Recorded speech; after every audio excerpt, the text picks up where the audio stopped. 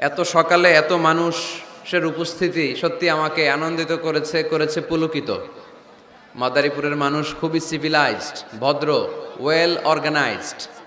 তারা গোটা বিশ্বকে দেখিয়ে দিয়েছে কিভাবে প্রোগ্রাম সফল করতে হয়, ঠিক কিনা? কি আজীব তামাশা, এক দেশে দুই ফ্লেভার। কোন জায়গায় সকাল 6টায় প্রোগ্রাম দিলে লক্ষ মানুষ জড়ো হয়ে যায়, 300-400 পুলিশ বসে থাকে, আর কোন জায়গায় কোরআনের মাহফিলকে বাধাগ্রস্ত করা হয়। জোরে বলেন ঠিক কিনা? এরা হচ্ছে কপাল পোড়া,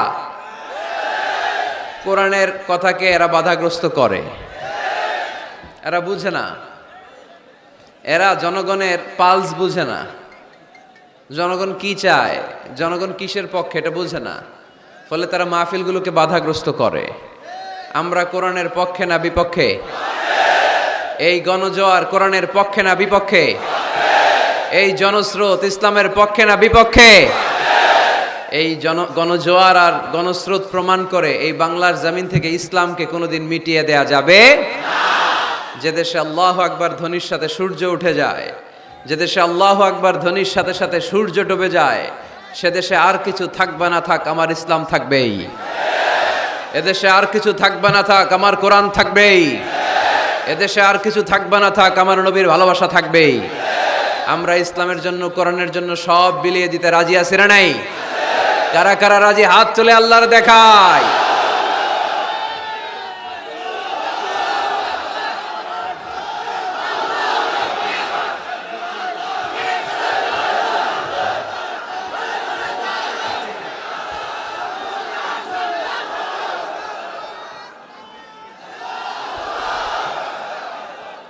রব্বে করিমের দরবারে ফরিয়াদ, আল্লাহ যেন এই গণমানুষের ইসলামের প্রতি আবেগ, উচ্ছ্বাস ও ভালোবাসাকে ইসলামের বিজয়ের জন্য নাজরানা হিসেবে কবুল করে নেয়।